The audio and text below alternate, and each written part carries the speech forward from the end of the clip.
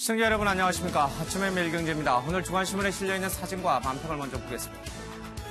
일본 할키고가 간 폭우 사망 실종 140여 명이다. 라고 하는데 일본 서부를 닥친 기록적인 폭우로 이렇게 노인들이 구조보트를 타고 마을을 빠져나가는 모습이 보이고 있습니다. 재난과 관련해서는 세계 최고의 이 대비 국가인 일본조차도 이번 폭우에는 어쩔 수 없이 여러 피해를 입고 말았습니다. 83명이 숨지고요. 벌써 57명이 실종됐습니다. 일본 태풍 강타라고 하는데요. 일본 태풍 강타로 해서 130여 명 앞서 소개해드린 그대로 처참한 모습이 그대로 있습니다. 우리도 장마전선이 오늘 내일 다시 시작된다고 하니까 조심해야겠습니다. 인도에 도착한 문 대통령 신남방 정책 본격 시동이다라고 하는데요. 지난번 베트남 방문에 이어서 이번에 인도를 방문하면서 남방 정책을 향해서 계속 가속도를 좀 내고 있습니다. 태국의 동굴 소년들이 기적적으로 구조가 됐습니다. 첫날 4명 생還, 6명이 모두 구조가 됐습니다. 구조원들이 소년들을 줄로 묶어서 한 명 한 명씩 데려 나오고 있습니다. 굳은 표정의 김영철과 최선희라고 하는데요. 폼페이오 미 국무장관이 평양을 방문을 했죠. 북미회담 성과를 놓고서 우리 언론들은 보는 시각이 조금씩 차이가 있습니다. 판이 흔들리고 있다라고 보는 언론도 있고요. 그래도 여전히 대화는 살아있다라고 보는 언론도 있습니다. 낮잠 박스를 아시나요? 라고 하는데 직장인들 요즘 낮에 점심 먹고 나면 엄청 졸리죠. 프랑스 한 기업이 기업 안에 이렇게 휴게 공간으로 만든 더 드림 박스를 만들었다고 합니다. 빛과 소음이 차단이 돼서 짧게나마 낮잠을 깊게 잘 수 있다고 합니다. 더위야 가라라고 하는데요. 서대문구 신촌에서 있었던 제6회 신촌 물총축제가 다시 있었습니다. 참가자들이 무척 즐거워하긴 합니다만 주변 상권이라든지 이런 데에서는 글쎄요, 이 신촌 물축제에 대해서 여러 가지 부정적인 얘기도 같이 하고 있습니다. 기쁨조 논란, 민망율동의 눈물까지 북한 아직도 저러는 거 보면 사랑하는 회장님 가슴이 터일단 아시아나 얘기다. 중증 여당 중후군 이리 오너라 라고 하는데요. 이국종 교수 보고 비대위원장을 맡아달라고 하는 것 같습니다. 손들어 라고 하는데요. 미국과 중국 서로를 향해서 포를 쏘고 있습니다. 기무사의 상징이 호랑이인데 계속 드러나는 진면목은 하이에나다라는 얘기가 있습니다. 자, 오늘 함께 해주실 분들 소개해드리겠습니다. 최경선 매일경제 논설위원, 그리고 김윤철 경희대 교수, 김정욱 동국대 정치외교학과 연구교수, 윤기찬 변호사가 함께합니다. 오십시오. 자, 먼저 북미 협상 얘기를 좀 하고 가겠습니다. 평행선을 유지했다라고 매일경제는 제목을 뽑았습니다. 미국은 대북 제재를 유지하겠다라고 했고요. 북한은 미국이 강도 같다라는 아주 강한 톤의 외무성 담화를 좀 나타났습니다. 북한 외무성은 회담 종료 후에 담화문을 통해서 미국 측의 태도와 입장은 실로 유감스럽기 그지없는 것이다 라는 얘기를 좀 하고 있습니다. 미국 측은 싱가포르 순회 상봉과 회담의 정신에 배치되게 일방적이고 강도적인 비핵화 요구만을 들고 나왔다라고 주장합니다. 미국은요, 북한이 핵을 해체하는 그런 일정을 내놔라라고 요구하고 있고, 북한은 종전선언이 먼저다라고 하면서 협상이 험난함을 예고하고 있습니다.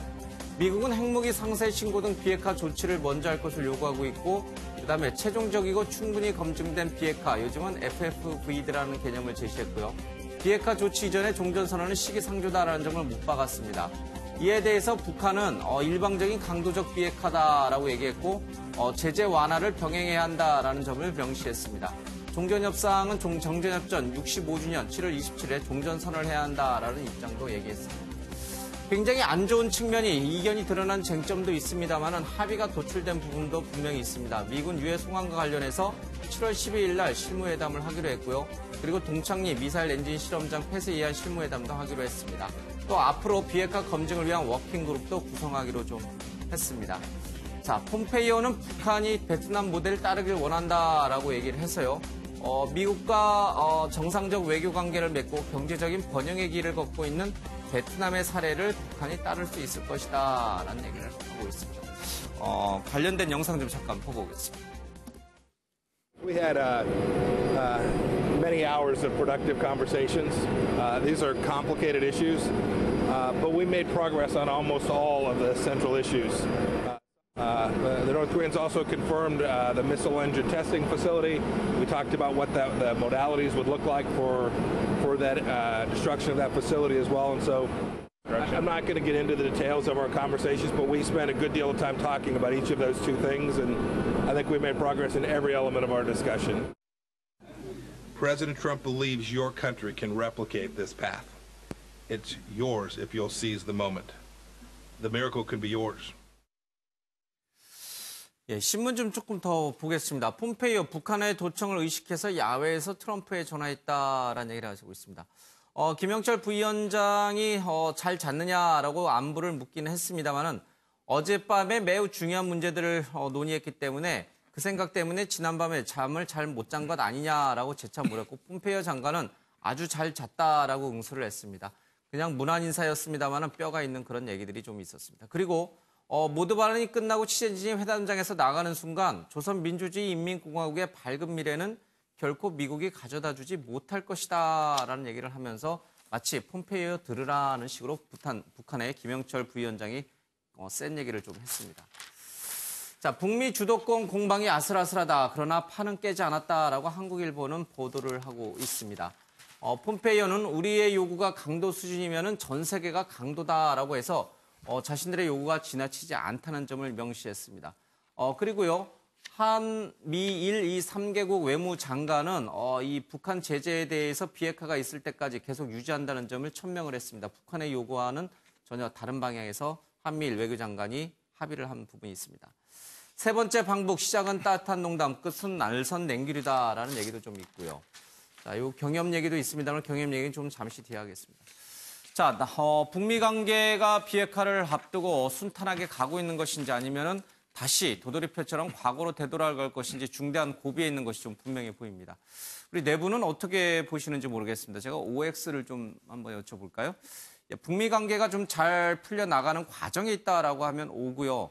그렇지 않다. 지금은 자칫 깨질 위기에 놓여 있는 것이다라고 하면은 X로 좀 하겠습니다. 지금 북미 관계 잘 풀려가고 있는 건가요?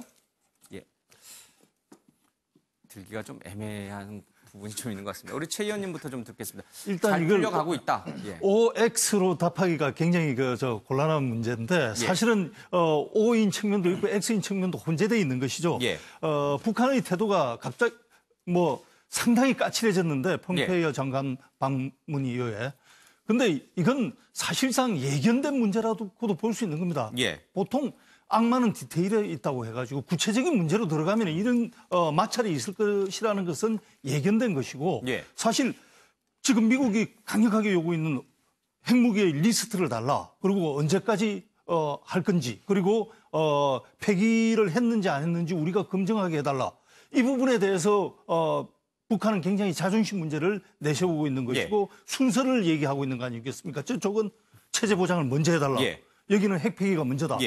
이건 예상된 일이기 때문에 여기까지는 문제가 저는 없어 보이기 때문에 O라고 든 거고 현재까지는 이건 예상된 시나리오다. 다만 이제 북한의 태도가 확실히 까칠해졌는데 이것이 이제 그러면은 협상이 깨지는 단계로 갈 것이냐 아니면은 위태위태하지만 유지되는 단계로 갈 것이냐.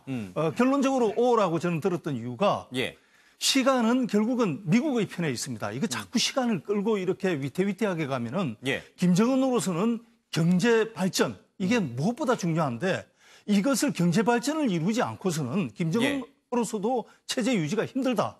그렇다면 위태위태하면서 자존심 문제가 왔다 갔다 하긴 하지만 결국에는 이게 협상이 되는 방향으로 갈 수밖에 없을 것이다.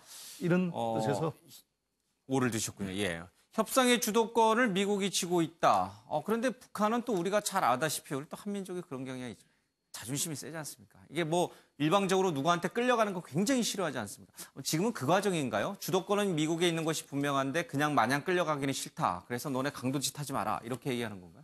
그렇죠. 북한 내에서도 지금 이 미국에 유화적으로 갔을 때 거기에 반대하는 군부 세력도 있을 것이고 마냥 미국의 주장대로 따라갔다가는 김정은 자체도 또 위험할 수 있는 거거든요. 그러니까 김정은 자체도 북한 내부의 강병파, 옹경파, 협상파, 비협상파 이 길을 면밀하게 따지고 있을 겁니다. 그래서 섣부르게 움직이기 힘든 측면도 있을 것이고 그러나 이제 제가 앞서도 얘기했지만 크게 보면은 김정은이 경제 발전을 이루지 않고서는 예. 과연 저 체제를 유지할 수 있을 것인가. 예. 그리고 경제 발전을 이루기 위해서는 이 협상이 깨져서는 예. 경제 발전을 이룰 수 없다.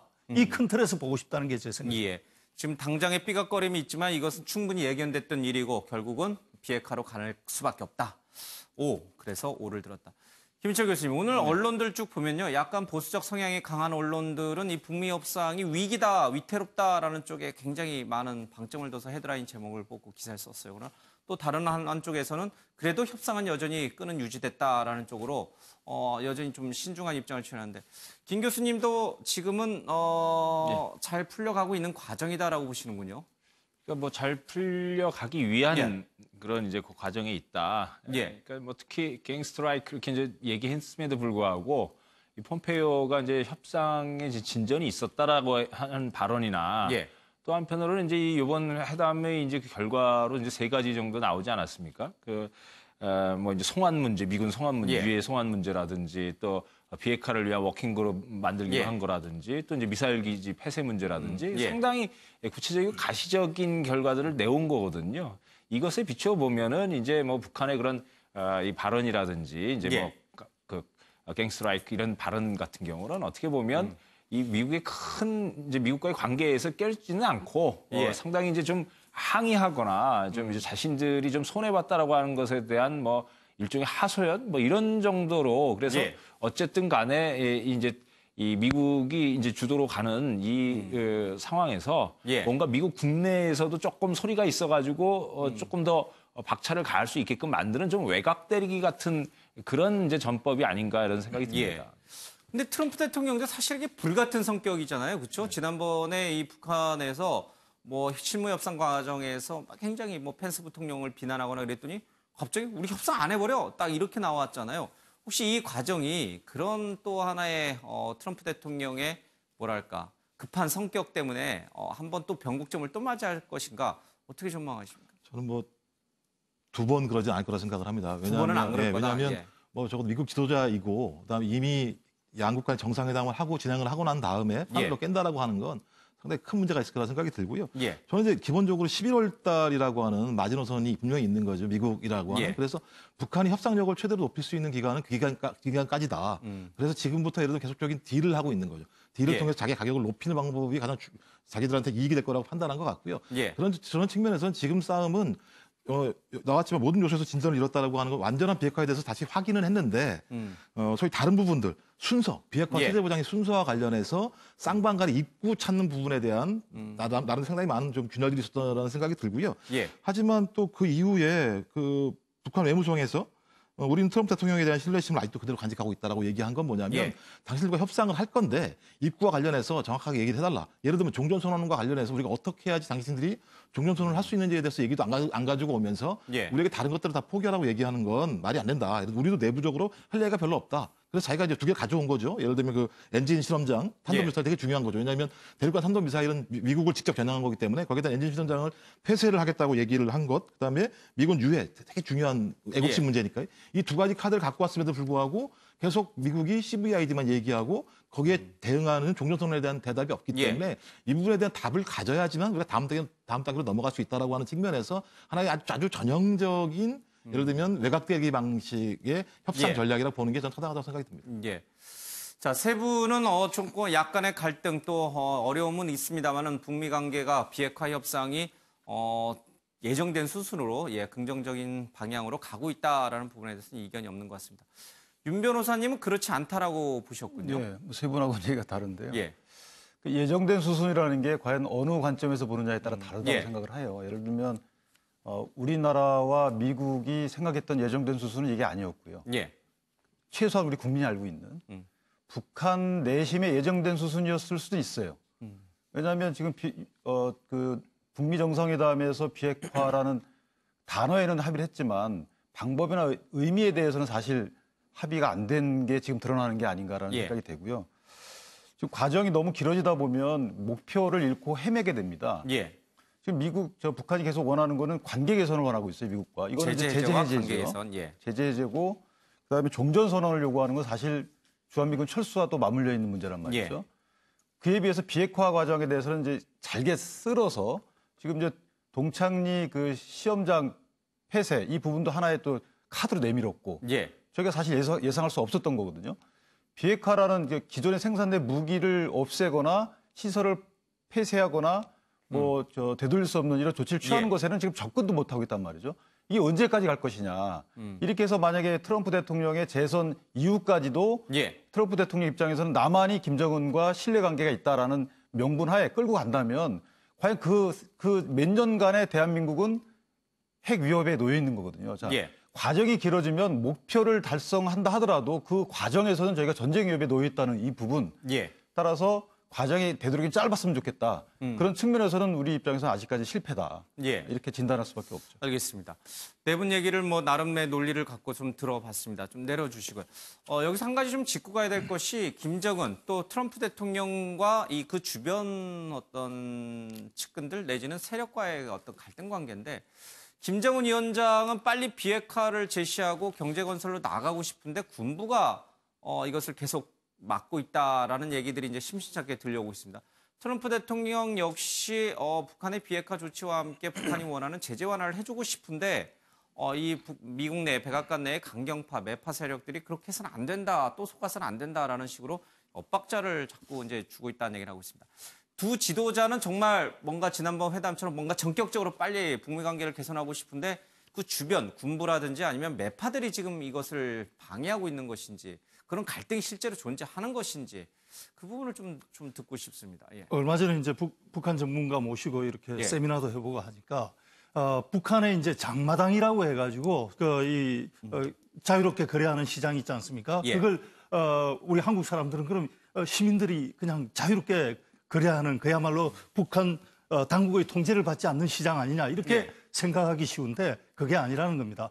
1인 세습 독재 체제에서는 거기도 장마당에도 북한 당국의 그 세밀한 촉수가 뻗쳐 예. 있는 거고 예. 거기와 관련된 기득권 세력이 있다는 겁니다. 그러니까 미국과 그동안 70년 가까이 그 적대 관계를 하면서 거기에 고차가 된 기득권 세력이라는 게 있는 거거든요. 예. 북한 사회도. 그러다 보면은 미국과의 적대 관계가 와야 되면은 그 기득권이 무너지는 세력이 그 내부에도 있다는 겁니다. 그렇겠죠. 예. 그러다 보니까 이제 이 지금 미국과 북한과의 관계가 개선되는 데 대해서 딴지 거는 세력들이 있을 것이다. 예. 이 부분에 초점을 맞추는 시각도 있지만 이 부분도 일분적으로 맞지만 예. 크게 보면 이번 북미 회담은 탑다운 방식으로 이루어졌습니다. 예. 과거의 방식은 밑에서 건의를 하고 비밀 접촉을 하고 해가지고 건의를 하는 방식으로 해가지고 올라갔는데 이번 회담은 위에서 지시하는 형식으로 해가지고 내려왔거든요. 예. 이번 회담이 잘못되면 그 책임은 김정은하고 트럼프 본인에게 주요하게 있는 겁니다. 예. 그러다 보니까 일단은 최고 지도자들은 어떻게든 자기가 지금 성사시킨 이 회담에 대해서 예. 끌고 나가야 되는 그게 자기의 정치적 미래하고도 직접적으로 연관이 예. 되는 그런 측면이 있기 때문에 그래서 계속해서 저는 제 기대까지 담아서 예. 이게 아까도 오를 들었지만은 좀 되는 방향으로 예. 최고 지도자가 끌고 가지 않겠느냐 예. 이렇게 보고 있습니다. 군부라든지 주변의 강경파들이 방해하거나 뭔가 제대로 굴러가지 않도록 하지만 그럼에도 불구하고 지도자들의 결단, 운명이 걸려 있는 거니까요. 그렇게 할 것이다. 알겠습니다. 미국은 어떻습니까? 미국 내에서도 역시 이 대북 제재, 뭔가 북한이 하나씩 뭔가를 풀어낼 때마다 그에 걸맞게 제재를 좀 풀어주면 좋을 것 같다라는 얘기를 하는 사람들의 목소리는 완전히 묻혀 있는 건가요? 근데 일단 제재 문제가 쉽지가 예. 않습니다. 왜냐하면 유엔 차원에서 제재를 하고 있는 거기 때문에 예. 유엔 차원에서 제재를 해제하기 위해서는 예. 유엔이 새로운 결의안을 만들어내야 되는 방식이 필요하거든요. 예. 그러려면 국제사회에서 적어도 북한이 이 정도 왔으니까 거기에 상응하는 만큼의 제재를 해제할 수 있다라고 하는 국제사회의 컨센서스 합의가 모아지지 않게 예. 되면 진짜 해제를 풀기 되게 어려운 상황인 거죠. 그럼 해제를 풀기 위해서 어떻게 해야 되느냐? 적어도 북미 간에 미국 간에 적어도 예. 일정한 정도의 성과를 내와야 된다는 생각이 드는 거고요. 예. 그래서 이 부분에서는 쉽지 않은 거고 또 전통적으로 미국 사회에서 실제로 북한을 믿는 이 그룹들이 많지 않습니다. 실제적으로. 예. 북한의 계속적인 전형적인 행태에 대해서 저는 믿지 않고 있고 북한을 불량국가로 보기 때문에 협상의 상대로 거론한 것 예. 자체만으로도 싫어하는 형태들이 많기 때문에 그런 두 가지 분명히 한계가 있다. 또 하나는 이번에 북한 외무성 얘기를 들어보니까 건설적인 방안을 가져오려고 기대를 했는데 그래서 가지고 오면 그게 상응하는 그것을 줄 거라고 생각을 했다라고 예. 얘기하는 건데 이 건설적인 방안을 가지고 오지 않은 거죠. 적어도 건설적인 방안을 가지고 왔다면 북한 사회 내부에서 일정하게 그 정도면 수용할 수 있다라고 하는 합의점들이 만들어지게 예. 되는 건데 이 정도로 만약에 수긍을 하게 되면 북한 사회 내부에서 상당히 많은 갈등들이 발생할 수 있죠. 예. 왜냐하면 군부임이라는 게 적어도 20여 년 이상 작동해 왔던 방식이 있기 때문에 옛날에 김정일 그 위원장이 개성공단 착공할 때도 마찬가지로 군부가 계속 반대해서 예. 그걸 못했다고 얘기했고 내가 뭐 아주 많은 노력을 해서 뒤로 뺐다라고 얘기하는 정도의 적어도 나름대로 그런 과정들이 존재하기 때문에 예. 그런 상황들을 봤을 때는 제가 볼 때 지금 밀고 당기기 과정들의 일정한 좀 시간이 필요하다. 좀 예. 제가 볼 때 그렇게 생각을 합니다. 알겠습니다. 근데 저는 개인적으로 좀 한 가지 좀 아쉬운 대목이 미국 언론의 보도 태도예요. 나름대로 역사와 전통을 자랑하고 진보적 성향이 강하다고 하는 뭐 워싱턴 포스트라든지 뉴욕 타임즈 또 CNN이요. 이 북미 관계가 좀 잘 안 되기를 바라는 듯한 굉장히 냉소적이고 부정적인 시각에서 북미 접촉 기사를 다루고 있어요. 트럼프 대통령에 대한 반감 때문이긴 하겠지만 우리 입장에서 봤을 때는 저 신문들이 왜 저럴까? 한반도의 평화가 정착되는 것을 저 신문들은 싫어하는 건가? 미국의 진보지들이 왜 저런 이 북미 간 문제만에서는 저런 식의 이 좀 보수적 시각, 수구적 시각을 태도를 취할까? 그 부분 좀 아쉬워요. 예, 그렇습니다. 사실 이제 지금 진보적 언론 매체라든지 예. 이제 또 시민 사회 내도 그렇고요. 이게 이제 반 트럼프 전선 같은 게 있는 거죠. 예. 이제 이 트럼프이기 때문에 또 이제 그런 측면들이 있고요. 그래서 이제 못 믿겠다. 그래서 지금 트럼프가 김정은하고 하는 것이 이제 무슨 진전이 있겠느냐라고 하는 이제 상당히 이제 비판적인 예. 시각들이 이제 전제되어 있습니다. 또 한편으로는 이제 우리가 좀 다 알고 있는 거지만 사실은 미국 공화당이나 미국에서 공화당이나 이제 민주당이나 사실은 이제 이 대북관과 관련해 가지고서는 크게 차이가 없습니다. 그러니까 오히려 역설인데요. 저 대북 관계라든지 동아시아 정책과 관련해서 진전이 있었던 것은 또 공화당 정부 때입니다. 그러니까 이 민주당이나 또 민주당을 지지한다고 하는 진보 매체가 지금 저렇게 이제 트럼프의 그 여러 이제 정책들의 비판적인 이제 대북 관계와 관련된 정책에 대한 비판적인 것은 상당히 이례적인 건 아닙니다. 그래서 우리가 이제 지금 저런 이제 그 미국의 진보지들이 근거해가지고 이제 진보도 이제 지금 대북 관계 안 되고 있다라고 하는 논거로 사용하는 것은 사실 미국 정치가 그간의 대외 정책에 있어서 보여왔던 맥락을 봤을 때에도 그다지 이제 정확한 이야기가 아니죠. 예. 알겠습니다. 참 흥미로운 것은 국내의 보수 언론들이 이 북미 협상에 대해서 비판적인 기사를 쓰면서 저 미국의 저 진보지인 저들이 비판하는 것을 갖다가 인용하는 그런 일이 벌어지고 있다는 거예요. 참으로 좀 이해하기 어려운 그런 측면이지만 내막을 뜯어보면 어느 정도 또 일리가 있는 부분이 있군요. 알겠습니다. 인도에 도착한 문 대통령 신남방 정책 본격 시동했다라고 해서 삼성전자의 공장을 이제 방문할 계획을 좀 갖고 있습니다. 그리고 CEO 라운드 테이블도 있고요. 경제 외교 일정이 빼곡합니다. 이제 문재인 대통령이 경제를 본격적으로 좀 챙기기 시작했다라는 얘기들이 계속 나오고 있습니다. 자, 문 대통령과 이재용 부회장 인도에서 회동을 한다. 삼성전자 스마트폰 사업 탄력이다라는 얘기를 하고 있습니다. 윤기찬 변호사님, 문재인 대통령과 이재용 부회장은 사실 지금 재판이 계속 진행 중인 상황이에요. 만나는 것이 부적절하다라는 국내 일부 시각도 분명히 있습니다. 어떻게 보십니까? 전혀 부적절하게 보이지는 부적절하진 않고요. 않다. 왜냐하면 사법부 수장도 아니고 예. 대통령 행정부 수장이거든요. 대통령과 물론 지금 재판 중에 있다 하더라도 경제적 이유로 만나는 것이 부적절하다는 그 시각 자체가 좀 부적절해 보이고요. 저는 그렇게 부적절하다고 보는 시각 자체가 오히려 부적절하다. 오히려 무슨 자꾸 그 끈을 이어서 뭔가 좀 뭘 만들려고 하는 이런 시각이라고 보여지고요.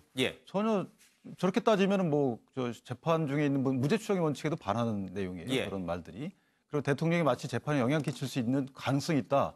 이런 걸 염두에 두고 하신 발언인데 저는 그런 건 적절치 않다고 생각합니다. 오히려 대통령이 이제 재계 총수들을 활발하게 만나는 것이 오히려 더 권장돼야 될 부분이다. 그러니까 대통령이 지난번 이제 좀 몸이 좋지 않아서 한 이제 좀 쉬고 온 다음부터는 본격적으로 경제 챙기기에 나서는 행보 같아요. 이제 재벌 그룹 총수 회장들도 만나겠다는 얘기도 의사를 표시했고요. 상당히 좀 경제계에서는 환영하는 조치인 것 같아요. 이번 인도 방문도 그렇습니다. 이게 무역 구조적으로나 상당히 요번에 또 그리고 그 경제사절단 100명 이상이 같이 가는데 그래서 경제 행보에 굉장히 초점을 많이 두고 있습니다. 그것은 이제 우리나라 수출이 주로 중국으로 많이 갔었는데 중국과 지금 미국이 무역 전쟁 중이면서 우리나라 수출이 중국으로 가는 것도 위협을 받고 있지 않습니까? 예. 그런데 다행히 이제 우리가 동남아 국가 연합과 무역하는 게 최근에 중국을 웃돌았습니다. 예. 거기다가 이제 인도라든지 이런 쪽으로 무역을 다변화해야 되는 측면이 굉장히 강한데 예. 그래서 이번에 이제 인도 방문도 거기 가서 우리나라와의 경제 협력을 높이는데 초점이 많이 맞춰져 있고 그래 일정들을 보면은 경제적 행보가 많고요. 예. 앞서 우리 윤 변호사님께서 말씀 잘해 주셨지만은 사실은 이재용 부회장을 만나는 것도 이건 지금 이제 뭐 대법원 판결이 남아 있기 때문에 그 부분을 지적하는 분이 많지만은 대통령은 법원 판결하고는 관계가 없지 않습니까? 예. 그건 사법부가 할 문제고 대통령으로서는 이제 경제에 있어서의 어떤 기업인들의 역할 이런 것을 챙겨야 되는데 사실 우리가 외국에 나가보면 우리나라 그 기업들이 얼마나 민간 외교를 대단하게 하고 있는지 사실 외국 공항에 딱 도착하자마자 삼성, LG 광고판이 붙은 이 카트만 보더라도 얼마나 기분이 좋아집니까? 예. 그런 걸로 봤을 때 이번 그 만남 자체도 그 청와대가 기획했다기보다는 예. 인도에서 최대의 휴대폰 공장을 삼성전자가 준공하는 겁니다. 그러니까 인도 당국에서 대통령이 오실 때 준공식에 그 이재용 부회장도 같이 인도 최대의 휴대폰 공장인데 참석해달라. 이렇게 해서 인도의 초청으로 이게 이루어진 거거든요. 그런 측면에서 본다면은 이번 기회에 우리 기업들의 민간 외교에 대한 평가도 좀 제대로 이루어졌으면 좋겠습니다. 예. 그러니까요. 이 대통령이 재판 중인 재벌 총수를 만나는 거 과거 정권에 좀 안 좋았던 역사를 떠올리게 하는 대목이 분명히 있죠. 뭐 사면을 딜을 한다든지 뭐 여러 가지 이제 그런 부정적인 요인들이 있어서 아마 그 기억 때문에 좀 이 만남을 좀 부정적으로 보는데 전혀 그렇게 볼 일이 아니다. 이제 좀 완전히 과거와는 결별하고 새로운 청와대 대통령과 재벌 총수의 관계를 좀 보여주길 좀 기대하겠습니다.